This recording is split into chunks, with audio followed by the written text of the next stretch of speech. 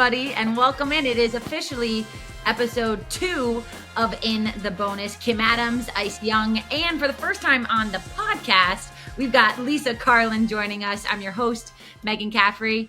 Ladies, I mean, we were just together a couple of weeks ago, but now we get to finally get podcasting together. How's everyone doing tonight? Good. I am so excited to be joining the podcast for the first time. Thanks for having me, ladies. It was so good to celebrate the official kickoff of basketball season at the Big East Media Day just a few weeks ago. But today is actually the official start where we actually got to watch the sport unfold on the court in front of us. So I am thrilled to be here and jazzed to chat about it with you guys. Let's go. So official, we needed 3 official. Well, we're recording this podcast for everyone at home to know. It is 8:42 on Monday night, so day 1 of basketball. Megan's bedtime. We're hanging on by a thread right now, but luckily there's hoops on the TV in the other room that I've been able to watch. I got the chance to watch a couple of games.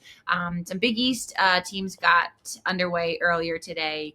I was able to watch Marquette. They did win their season opener. Butler did lose their season opener, but a really good fight by the Dogs. And we've got some more games going on. But I'm interested for you guys, women's basketball as a whole. I think like last year it was so much fun, especially during the NCAA tournament, to just feel the hype from people who normally weren't talking about college women's basketball. They were talking about it. And I feel like we can continue to feel that momentum a little bit already as the season started. So I'm interested, what are some storylines that maybe you're looking forward to this season? Some teams that you're looking forward to? Kim, I'll start with you. Yeah, well, I'll first just kind of carry over on what you just said, just the overall excitement of the day. Like, I was locked into these early season games today. We had Notre Dame and South Carolina playing in Paris. I was watching USC, Ohio State. What do I have on now? LSU, Colorado is a good one at the half. And what I love about women's basketball is these teams and coaches and players don't shy away from scheduling the best of the best early on. I had a tweet about it today. Like, there's 0 top 25 men's games today. There were 3 on the women's side. There's a plethora of them throughout the week. We'll get into some that we're looking forward to.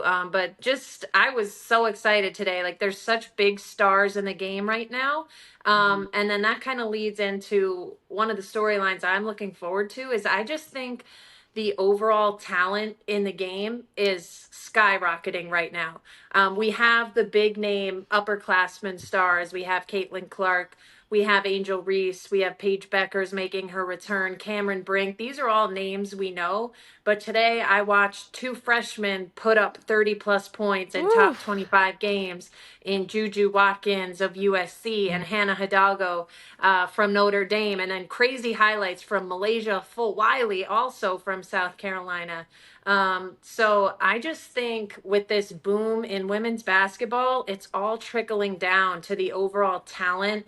The bar is being raised from the ground up, and we are seeing young women come in as freshmen, not looking like freshmen whatsoever. And I think it's going to be a really interesting dynamic to follow all season long when you have such a talented class of older players who are in their 20s.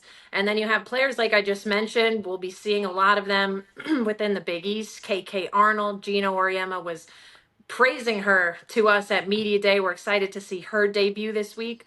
So I'm just excited about where this game is going and growing in terms of talent. And I'm excited to see these hungry young players just really not caring how old they are, how many years they've been in college. Like, they are taking it right to these older veterans early.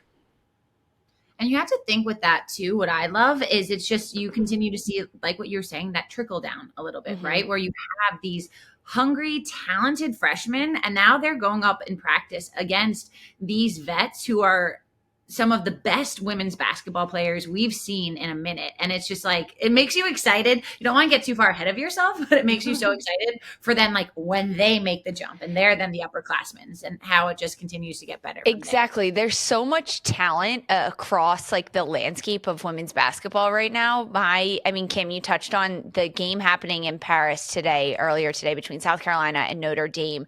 That is a landmark moment in NCAA women's basketball. And we had another one earlier, right, in this year when these teams played at Iowa, and there was over 56,000 fans outside in a football stadium. So my storyline that I'm excited about, Megan, is it actually hasn't happened yet.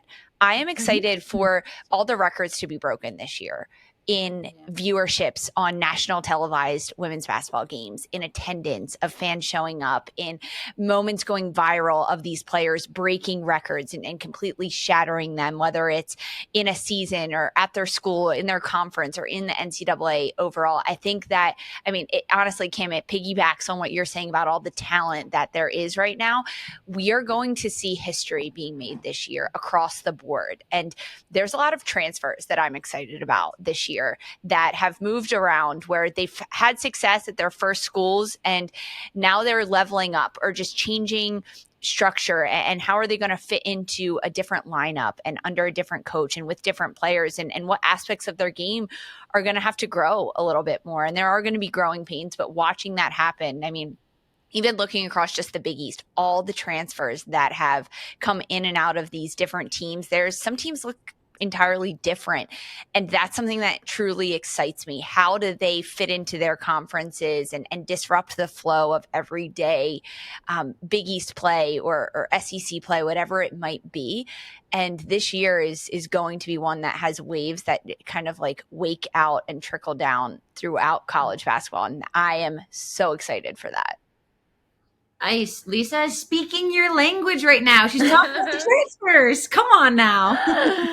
I know. I'm excited. Haven't transferred to Providence yet. I know we were all trying to, like, we were all trying to get on the roster after speaking with Aaron Bath at Media Day. Oh my goodness, so inspirational. Yeah, so inspirational. No, you guys have amazing points of views on just storylines of how the game is growing and different things to pay attention to. I'm going to shift my focus a little bit to more of the business aspect of growing the game. Like, I want to know about NIL deals. I want to know about investments. I want to know about what brands are investing right now into women's college basketball. I think perfect example is Juju Watkins. I mean, she's that era of the kids that understand, like, social media is king, like the brands and the partners, they're looking for the youngest athletes now. They don't care about the ones who are old. No one's calling Diana Taurasi and saying, can you jump on our TurboTax commercial? They're like, no, we want Juju. We want Angel Reese. We want Caitlin Clark. We want the young players, the faces of the game. So I'm excited to see the bag get delivered to some of these hoopers across the board, and then some of these teams, and more recognition going into that. And I think another thing that'll come from that is just more TV deals. Yeah. Which we know we obviously care about. Hopefully we're on some of these games, but I care about the business aspect and investments going into growing the game of basketball for the women. And it's so deserved that these players and all the work they do, the recognition of their name, whether it's a TurboTax commercial, like you mentioned, Ice, or even like walking into their Jimmy John's on campus and like, yeah, like if you see someone as a regular student, like, and the star basketball players walking into Jimmy John's, like, these players deserve to be honored and paid for their image and likeness. It's so cool. It's about time. Yeah. Well, Ice, it's funny, real quick, Meg, it's funny you mentioned Juju Watkins, because today I'm scrolling through Twitter. I don't know if you guys saw this. It was probably maybe 20 minutes before her debut at this Las Vegas tournament today. And Nike literally just released an ad that had her in it, in the sneakers. So I don't know if it's That's so if cool. it's just digital. I don't know if we'll see it on TV, but clearly they recognized the moment, her impact, and they timed it perfectly. I mean, right before her debut, that ad was put out there, and it's a really good ad too. It's kind of like Love and Basketball vibe. She's like in a prom dress. Oh, I love Getting a that. bucket. You guys got to go look it up after this. Wait, I'm trying to look it up right now. I feel like, but see, when you talk about earlier, you mentioned, Kim, like the young players, and like they're coming out here and they're taking it to the players who are 5, 6, 7 years older. Why? Because there's more at stake now, right? When we were freshmen and someone recruited us to come in, all of us, we're just coming in and we're just trying to be better freshmen. You know, we're just trying to hang with the seniors, but we all get the same scholarship. We're all getting the same amenities. Now the game has changed. Now it's like if I come in as a freshman and I show up all of these seniors, I'm also getting more recognition. I'm getting more love, but I'm also getting some guap because I'm showing you up. If you told me I could make $1,000 and show up every senior in the ACC, I would have never left class. I would have never left the gym. If I got like because there's more at stake. Free Jimmy John's once a week, Yeah. like because don't forget, guys, I played in the Ivy League, so I wasn't getting athletic scholarship money. Like if I could have had $5 gift card to Wawa like once a week, like, Wow. I'm sorry, Wawa. I'll take Wawa. oh like man, Same. Wawa all day. you need I to need go to back know. to college. Everyone's like, give me your I'm Jersey sub shop. Who are you gonna get your deal from? Is it Jimmy John's, Jersey Mike's, Wawa? Mine's Wawa. I'm stealing yours. Wawa. I'm a Wawa girl. I love Wawa. I mean, I call them I hoagies. mean, we all have like some Philly, South Jersey ties. So even though I'm from New York, I don't think anything can hold a candle to Wawa. Wawa No, mac and I'm glad cheese you though said that. too, like so Ooh, good. I had sheets with in the college. buffalo. No, what is it? There's like a Old Bay seasoning. Old Bay seasoning. Old Bay seasoning on basic. Have you had Old Bay seasoning on fries? Yeah. As we're The I'm Chickies and hungry at this Pete's. point. Yes, yes. Maybe they could sponsor the I was show. gonna say I've never heard that. Chickies No. and Pete's. I'm kidding. Oh, I'm kidding. I'm kidding.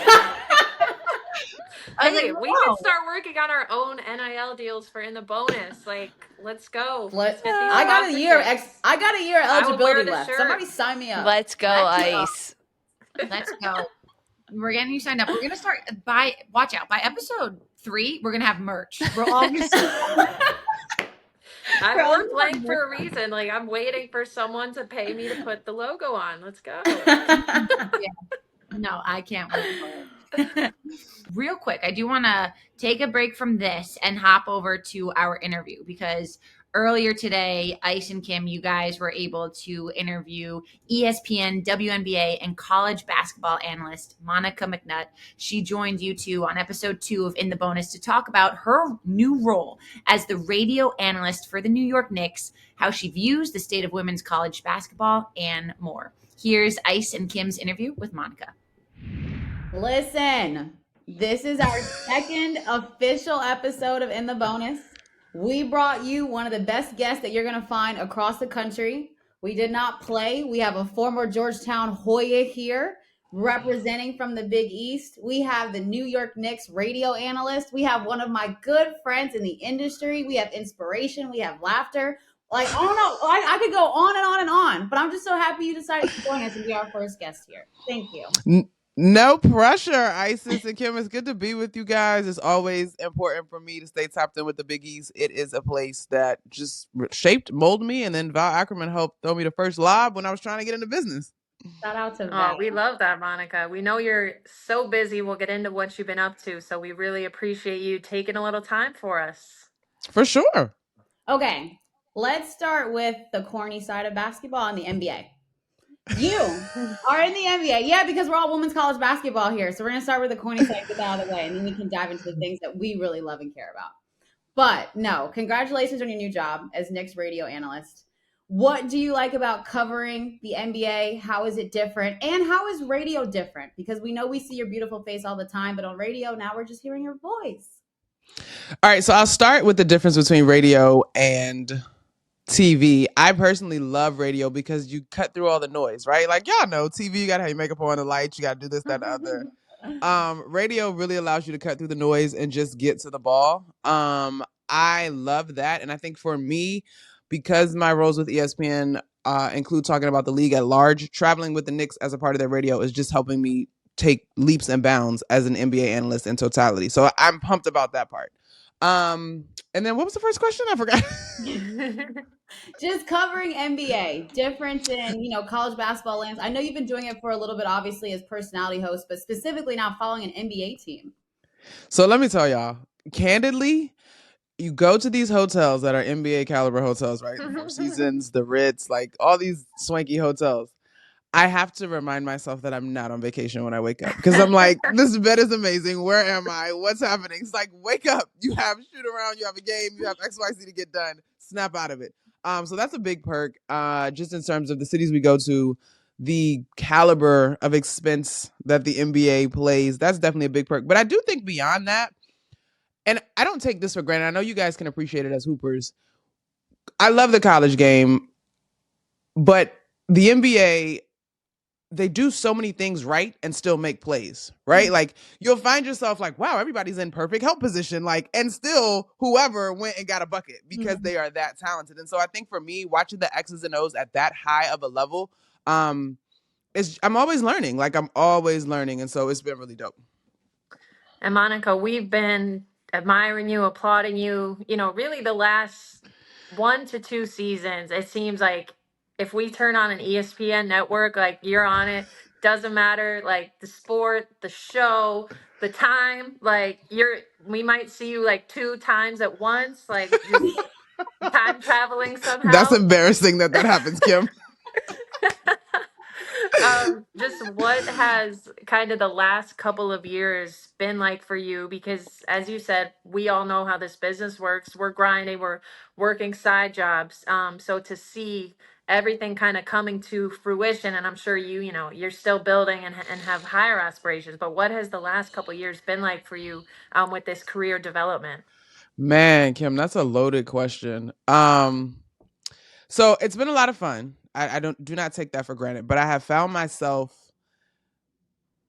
having to remind myself that you are standing in an answered prayer, right? Like you are achieving your hopes and dreams. Now, counterpoint to that is the new prayer, the new mindfulness, the new goal is to have the stamina and the endurance to continue to excel. Because I think when you get there, as we all were athletes and are mentally trained to achieve a goal and then meet the next goal, just like you said, it's like, all right, cool. Like 4 years ago, this would have been dope if this was it. But now in the present, how do I add on to this? And not necessarily for me, just in terms of the career piece, but how do I add tentacles to this that are meaningful and impactful beyond talking about the game of basketball, particularly to young women, particularly to Black young women, especially.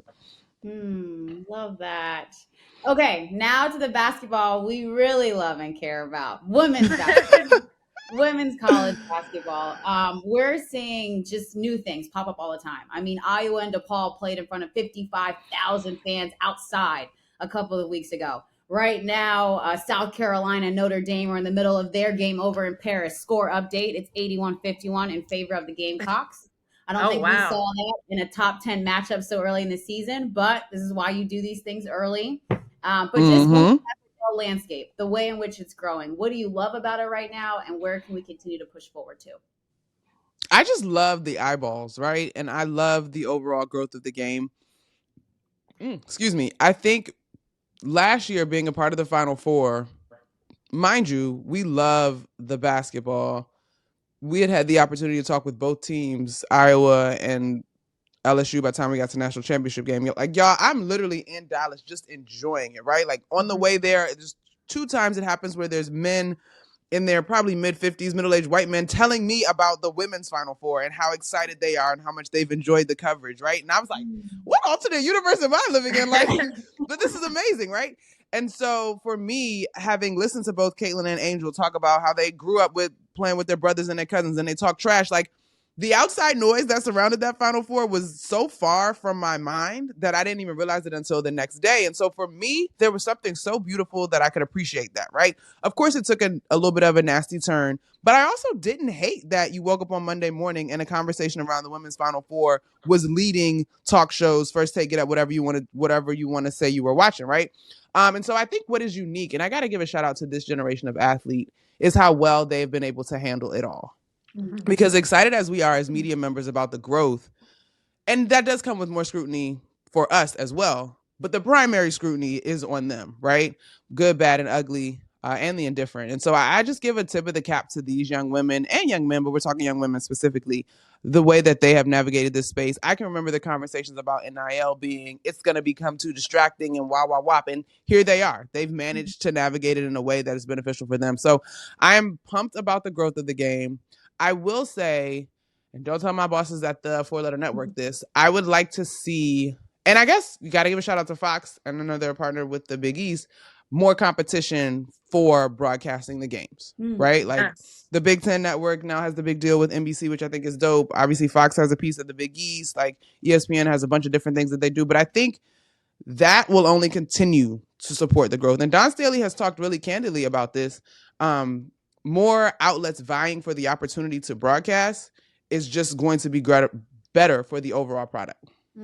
Yeah, I agree. We still need so many more games on all of these networks. When you look at percentages in a given week, from the number of men's games airing to the number of women's games, we're getting better time slots, better networks, but we want to see the game number, the game count, the exposure continue to go up.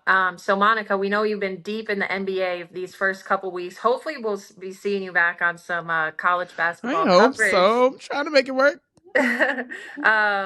With that said, what are some of the storylines or maybe players that you have your eye on for things that might come up big this season? So I think my favorite storyline is honestly going to be the Rookie of the Year watch on the NBA side. I've had both Chet Holmgren, and then I keep messing up his name, Chet Holm. Don't forget the M. Chet Holmgren. And Victor Wembanyama is rolling through the Garden on Wednesday night here in New York. So I'm really excited to see him in person. But I think that race to me is going to be the thing that I'm most excited about.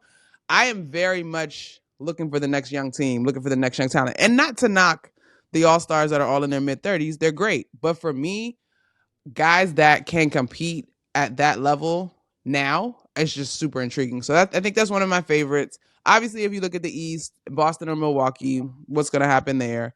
The West is so incredibly deep there this year, you guys. Like, again, I'm curious about the overall health and the total mileage on some of these guys. You think about how many championships Steph and Draymond and Clay and them been to. Clay, of course, with the big injury. LeBron is about to turn 39 or whatever he's turning. So it's really exciting. I'm curious to see how this in-season tournament thing works as well. Obviously, on the W side, we have the Commissioner's Cup, which is energized and is a lot of fun, but we're also talking about different price points. So the Commissioner's Cup money that the WNBA players win makes a little bit more of an impact than this little play money that the NBA players stand to win compared to their contracts. But I will give Adam Silver his credit. I can remember rolling my eyes at the play-in. I'm actually now a big fan of the play-in, so I'm going to keep an open mind about the in-season tournament.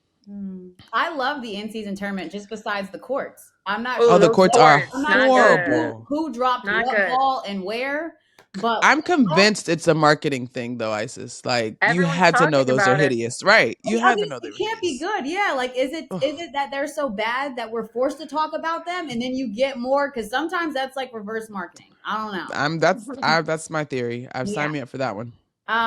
Okay, so since Kim alluded to the fact that sometimes we see you on TV at the same time in multiple spaces, and you're always traveling, we want to know some of your travel hacks. Like, I want to know first to start off, do you have like a set outfit or type of wear that you wear in the airport? Like when you know you're going on the road, is it a couple of different things that you pick out that keeps it simple throughout the season? What does that look like?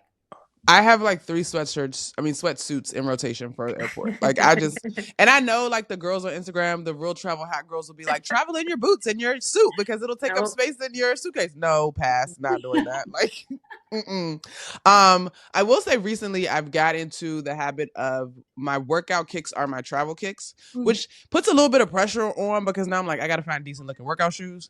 But it does save some space in the bag. And I think for me, the only thing that kind of gets changed in terms of clothes is the actual like game wardrobe. But like my stuff that I work out in, it comes home, gets washed, put back in the bag. Like that kind of stuff stays in rotation. Let's see, what other little travel hacks? Again, like the privilege of being in some of these nice hotels, I don't trip over the small stuff. I'm like, I'll either buy it in the airport or I ask the hotel for it. Like it's fine. You lump it all into per diem. So for me, the thing with travel is just staying well, I think, more than the actual packing. Like, I'm a terrible packer. My fiance's always like, did you pack yet? No. I'm like, why did you even ask me that? No, of course I didn't pack. But if I'm well, like, I'm a big vitamin girl, like my hormone stuff, like all that stuff, like if I'm well, the rest will fall into place. But if I get run down, which I tend to do sometimes on the road, that's a problem. So I also use this product called Drip Hydration every 3 months or so. You just get an IV with like immune boosting goodness to keep you going. Ooh. I heard one other thing we forgot to congratulate on. We saw a little flash of the ring there. Congratulations. Thank you, guys. On getting engaged. Yes. In addition to all of this career success. Thank you. It is a crazy year, honestly. We'll just keep you another couple minutes, Monica, to keep with kind of the theme of travel. You're one of the busiest working women that we know, that we see.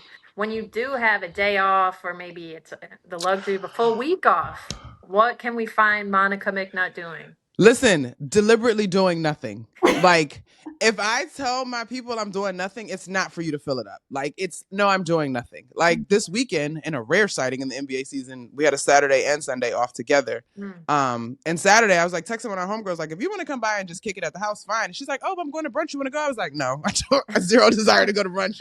No, thanks. I have to eat out all the time. Brunch is a no for me, dog. So I am big on just time to recharge. Because we are, all these people, stop trying to get a hold of me. I'm big on deliberately taking time to recharge. I think our entire person, but our mental is the same as our bodies, right? Like, we had off seasons for a reason. Like, you got in the cold tub for a reason. Whatever it looked like to recharge. So the same applies in my mind to our mental and our overall wellness. So for me, that's literally nothing's on in the house. Like, I'm just walking around the house, maybe some jazz in the background. Like, it's bath time, like with Epsom salts and bubble bath, like the whole thing. It's certainly carving out the time for me to work out, because that just allows me to release some of the pressure. So yeah, I'm very deliberate about my nothing time and the time that you do have to get with friends. Like, I have made a commitment this year, the same way we put work on the calendar, we have to put friends and relationships on the calendar as well. Life advice. Come on, you just give it off. Let's go. Girl, I'm trying to figure it out. I don't have no answers. I'm just telling you what I'm trying to make work. The roadmap. To finish it off, I would love for you to give a message just to our Big East women's basketball fam. I mean, we've got UConn that's coming back, hopefully happy and healthy. We've got Creighton Blue Jays that are in the top 25 to start off the season. Ton of different teams, 3 teams, obviously, that have new coaching staffs. I mean, tons of new faces and newcomers in the league. Just what's your message to Big East women's basketball in terms of continuing to stay on the map, continuing to be a tough conference for others to play? Wow. Okay. So I'm going to attack this twofold. To the athletes, to the young women, make the most of your time on your campus. It goes by so fast. And I think the beauty of the campuses that make up the Big East is that the relationships are there if you make the most out of them. Beyond the campus, you've got a Val Ackerman, who I can attest to putting herself out there on my behalf. So make the most of your time on campus. That is, I understand tunnel vision and trying to win at a high level in our sport that allows us to have these opportunities, but you got to think bigger than that as well. And remember that you take yourself with you wherever you go, and people remember you from college. It is crazy the amount of people that are like, I remember you were at Georgetown. I remember this, that, or the other, right? And if I had been if I have been a jerk, like, I don't know if that plays out the same way. So just be mindful of that. Then to the conference at large, the leadership, obviously Commissioner Val Ackerman, like, the way that this conference looks out for its athletes with the total experience in mind, I think is very unique, right? Like, we're not a Power 5 conference, but I think we sit in a very unique space, especially when it comes to men's and women's basketball. And so, again, same thing, listen to one another. When they tell you to sign up for the Student Advisory Board, Advisory Council, like, that stuff is real. Like, that gets back to the commissioners. And so I think it has to continue to be a relationship that both the students, the athletes, and both the student athletes, the administration, and leadership continue to work together and keep paving out a way for our conference. Ice, real quick, like rapid fire, Monica, your favorite Georgetown women's basketball memory? It's my favorite, but it's also sort of emotional. It would have to be my final game, taking UConn down to the wire, the 6-point loss in Philly in the Sweet 16. Man, but just what a great career. Oh, we should run that one back. We need to give you another crack at it, like a little alumni game, little alumni action. Let me think. Alumni? No, we haven't done a ton of stuff. Obviously, and certainly want to keep those girls in that program and the family of Tasha Butts in mind. Obviously, that was really tough to start the season, but she fought valiantly and meant so much to the world of women's basketball at large, beyond what she was starting to build at Georgetown. So, try to keep in touch with those girls as well. I think an up note, Kim, would definitely probably be us knocking off Maryland en route to that game in Philly in the round of 32 at the time. Yeah, in the second round game. Sugar Rogers shrugging her shoulders like Michael Jordan when she hit some crazy three. But yeah, so those are still my girls in many ways. Those relationships are strong, and so definitely make the most of that time. Love that.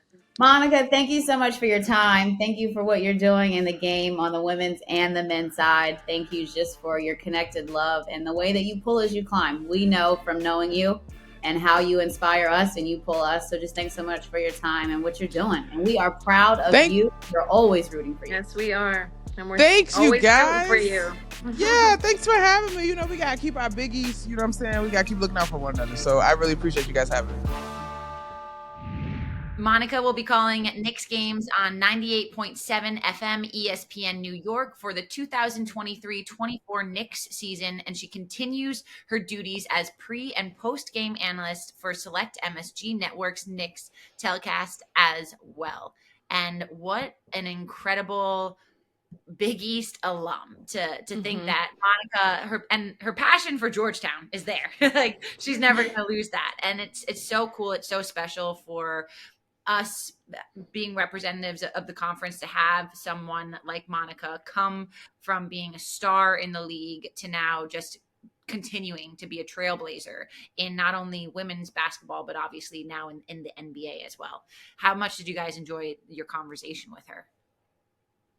You're always going to enjoy a conversation with Monica, like whether it's 30 seconds, an hour, wherever you catch her. I mean, you can tell through that interview, you can tell anytime you see her on your screen that like that's her. Her personality exudes, her positivity. It just stands out to me how much she still really cares about the Big East, Georgetown being involved. Like, she has a million things going on this week to hop on our podcast. She said she had just been on another one. She's currently broadcasting a game right now. So I just really appreciate her taking the time because, as we talked about in the podcast, she's truly one of the busiest people in any industry. I mean, she is on the move. She's here, there, and everywhere, every level of basketball. And she's just so inspirational, I think, to all of us too, because we all are going through, this industry where there's doubts and you're trying to piece together to make things work and pay the bills. And Monica is like the prime example of somebody who just grinded her way and is really being rewarded for that. So we're always we're inspired by her, and we're always rooting for her too. And Monica and I have a special relationship too, because the two of us are kettlebell queens. Oh, yeah. We're always sharing our kettlebell workouts on Insta, so we're always vibing over that. Oh my gosh, I absolutely love that. You want to get a kettlebell workout? You come to Monica and I. I would like that. You guys would make a great business, right? Yeah. That is actually one total side note, like literally total side note, but that is a very cool thing to just kind of know, like when you look at so many people in our industry also like on the come up, everyone's got a side hustle here and there, right? And to kind of think of like, you always hear the stories when everyone kind of makes it of like, oh, I was doing this on the side, like, the early mornings, late nights, whatever it might be to make it happen. And it just makes you appreciate the fact that when we're able to do it fully full time, you're like, I'm calling these basketball games. I get to talk about this every single day. And I appreciate it so much more after grinding my way to get there. Now, Megan, not everyone is going to be jacked by the time they make it, just like you with your kettlebell workouts. But I'm working on it. You're a great follow on Instagram, just literally the workouts. I'm like screenshotting, saving, running to my garage. Listen, I try and be like our athletes, That's all I try and do. I did a terrible job of my nutrition today, Megan. I didn't prepare my meals. Like, it was, I got to revisit some of your programming. making me feel like a dweeb. The time change is getting to me too. But yeah, I mean, Exactly. I think when a lot of people like see us doing games or getting, good assignments, like they don't know that I'm a swim coach in the summer. Like I'm Right. like literally one day I'm doing a WNBA game on CBS and the next day I'm like teaching a 7-year-old how to swim backstroke. But I really like that job too. But yeah, we all know this hustle. We're just trying to make it. We're trying to make it work. What games or teams are you guys really hyped up to see? It's Monday night right now. Last time I checked, also just real quick touch point on a couple of our Big East teams. It looked like Creighton was up big. They're Yeah. rolling. So we've got just under 2 minutes left in the fourth. They're up 73-50 over North Dakota State. So big there right now. St. John's won. They played Long Island 81-40. So a couple of points. And Unique Drake, 27 points. Ooh. Finally getting into that starting lineup from the Big East 6th Woman of the Year. Awesome. And it's looking like if it holds, DePaul will be up at the half over who are they playing? Western Michigan. So just a couple, checkpoints around the league. I do want to shout out Marquette. I'm Yes, counting the numbers here. They played UT Martin, the Skyhawks today. They won by about 30, but two things jumped out to me. One, they had 6 players in double figures. Yep. Including a freshman, Skylar Forbes, coming off the bench for 14 points. And then Rose and Kumu. I know we talk a lot about Jordan King at the guard spot, but Rose and Kumu's like another. She could play the 1 or the 2. She put up a double today in points and assists, 12 points and 10 assists. So Megan Duffy's team, she's got to like that start. Thank you, Kim, because I also wanted to shout out Marquette. For the listeners of the pod that don't know, I am a Golden Eagle. I am a Marquette alum, so I will always be, ringing the bell for Marquette. This Marquette team is going to be one to watch this year. They've got a couple transfers that have been thrown into the mix. They've got the guard forward, Franny Hottinger, who was a transfer. She got a start today in this game for Marquette. She came over from Lehigh. And then there's also junior guard transfer Lee Volker, 2 seasons at Duke. Today she was 5 for 10 shooting. And this Marquette team is fast, and they've been fast for a couple of years under Megan Duffy. They want to move quick in transition. They want to have fast feet, and their defensive efforts is what kickstarts their offense. And that's how they get their buckets. Their fast break points today, Marquette, 29-2. We got all the stats here. 29-2. They forced 23 turnovers. And that just sets the tone for Marquette this year. And then this weekend, coming up on Saturday, November 11th, Marquette's going to play ranked number 23 Illinois. And that game is at home. It's a nationally ranked team. And that's the test for Megan Duffy and this squad, whether it's Jordan King or any of these players, honestly. Eliza Carlin, she got a double-double in tonight's game as well. How do they transition? How do they transition from a game where they dominated? They dominated across the stats tonight. How do they then take that momentum into a nationally ranked game against Illinois? That's what I'm excited to watch this weekend, and how this Marquette side can grind out wins when they need to. Yeah, I had that I'm wondering. one. Oh, no, I was just going to quickly say I had that one circled too. Illinois is a team that made the NCAA tournament last year. Marquette snuck in as well. Huge test. And to have them at home, you got to love that opportunity early in the season. And they've done it before. You look back to Marquette last year, their non-conference, they beat Texas. At the time, like number 3 or something ridiculous. So they can beat big teams in big moments. And if they can start early in their first week of game play, that's only going to bode well for them come March. Yeah. Ice, I know I was just going to say, I was just going to say the fact that Rose and Kumu had 10 assists makes me think that Jordan King was playing the 2, which I think is the best non-secret weapon Megan Duffy could have. That if you play her at the 1, she's orchestrating everything and she's making sure that she sets the table for everyone else.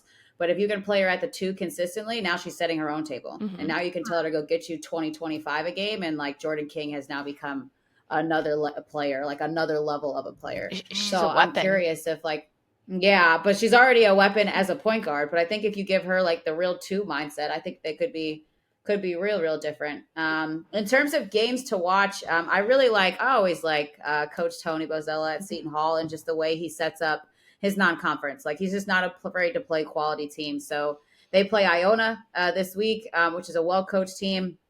And then secondly, Columbia. Again, just tough team, Ivy League, has a really like high IQ basketball style. Not going to be an easy game, but they're staying close. So I like their setup this week. And then on Sunday, tons of games going on just across the country. Yeah. But highlighting too for us, DePaul is taking on Louisville on Sunday.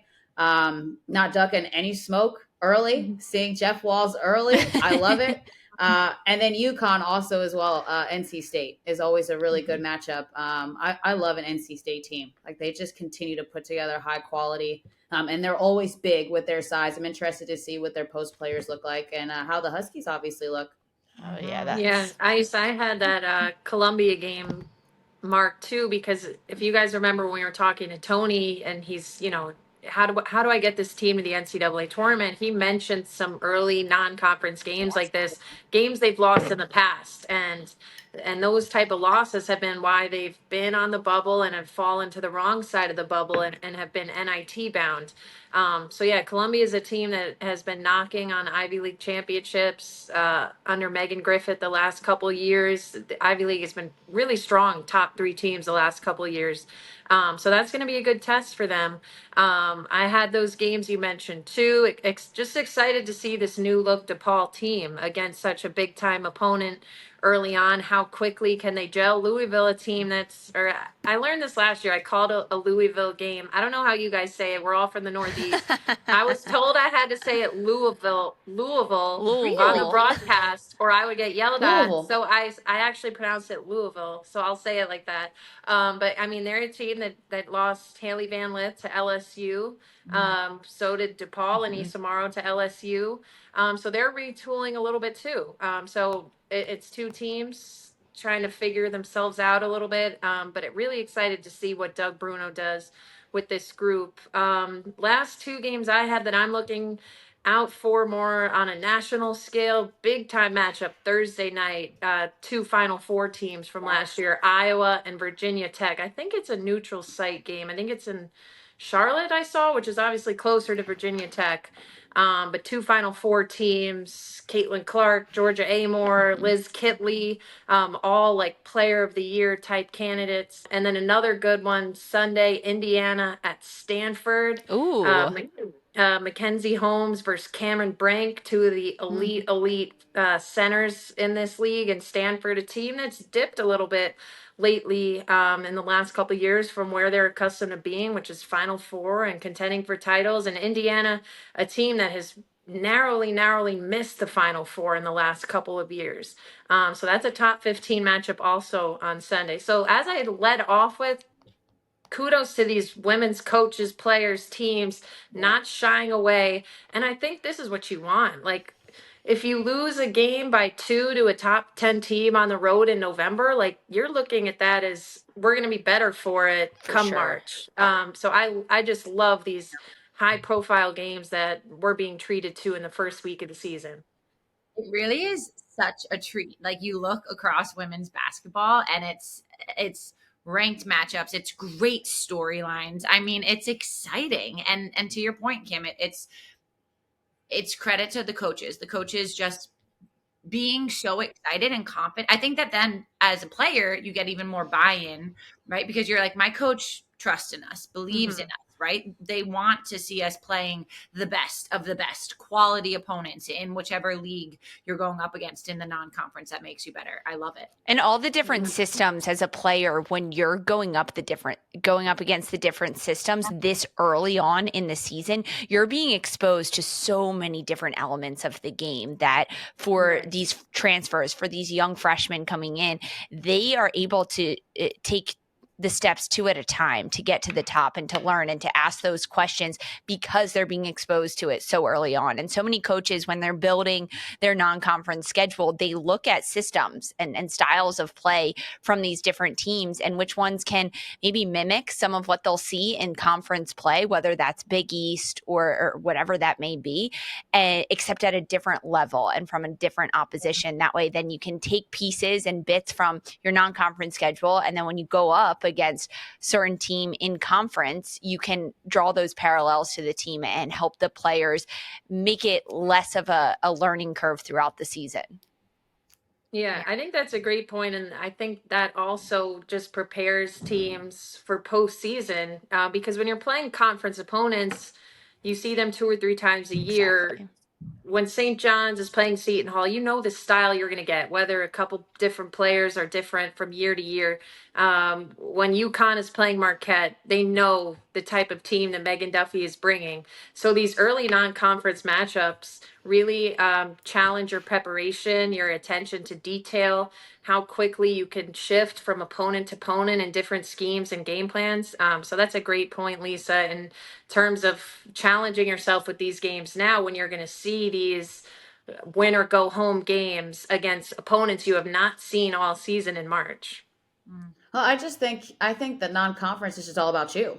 You know, it's all about learning your team. It's all about learning your system. It's all about learning your weaknesses. Like I've asked every coach that leading up in media day, like, what do you hope to learn about your team in the non-conference? Because then come conference, then now you study your opponent because now you can study them to a T because you've seen them every year, twice a year. You know what to expect, but you've learned about your team in the non-conference. I think that's the most exciting part for me is just honestly like the busted rankings at this point. The busted I was laughing rankings. I was laughing earlier with the USC win, which like, yes, it's a like, hey, good win. You beat a team, but like USC could be top 5 in 2 weeks and like legitimately be top 5. And we just didn't know it now.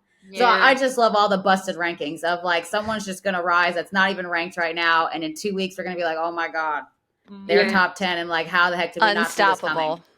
I have to say it was interesting watching today because I'm actually an AP voter this year for the first time. And I'm like, come on, royalty. I'm like, USC, you're moving up my rankings. You're moving on up. That's great. Now Kim. I need to pay attention to who you tweet about. Now I'm taking notes about who you tweet about.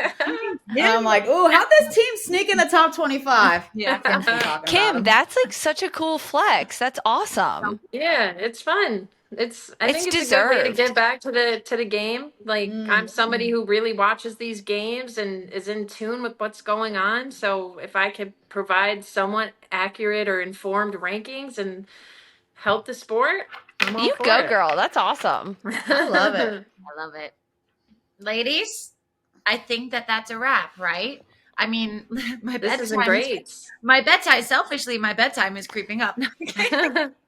I have dessert waiting, so honestly, like we can get it going. Ooh, what's dessert? Yeah, what's dessert? Let's hear this. I splurged. I got some tiramisu. Ooh, from like Cheesecake Factory. Okay. Yeah, wow.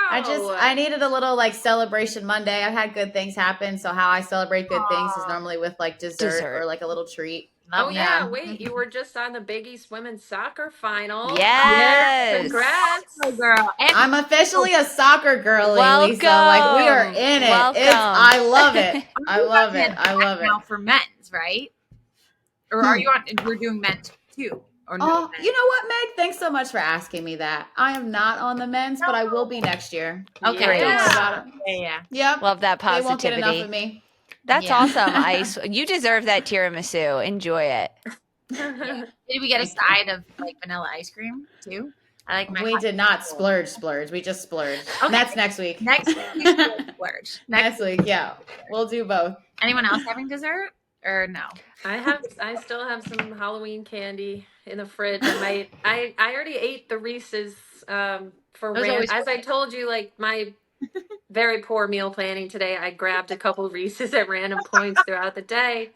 But I did have a good dinner. I got better as the day went on. That's great. Wait, can we just run something back? How did you say the candy you ate? Reese's. Don't tell me you're Reese's. Are you guys Reese's? I call them Reese's. No, yeah, I'm a Reese's. Oh, Reese's. Thank you. Yeah, to the soccer. I think it's time to wrap though on that. Come on. On that note, Him and up there, right, with how we pronounce it. And be sure to subscribe. There we go. To In the Bonus by the Big East Conference on your preferred podcast listening platforms such as iHeartRadio, Amazon Music, Spotify, Deezer, TuneIn, Radio Public, Pandora, Overcast, Odyssey, Samsung Podcast, Pocket Cast, Player FM, Simplecast, Apple Podcast, as well as the Big East Conference YouTube page. And make sure to like, share, and review it. You can also visit bigeast.com for more conference news and information. We'll see you guys next week for another episode of In the Bonus. There's no excuse to ever miss an episode. Yeah. I mean, ever miss one. You can follow any podcast subscription or make up one. We'll be there. We'll be there. See you next week.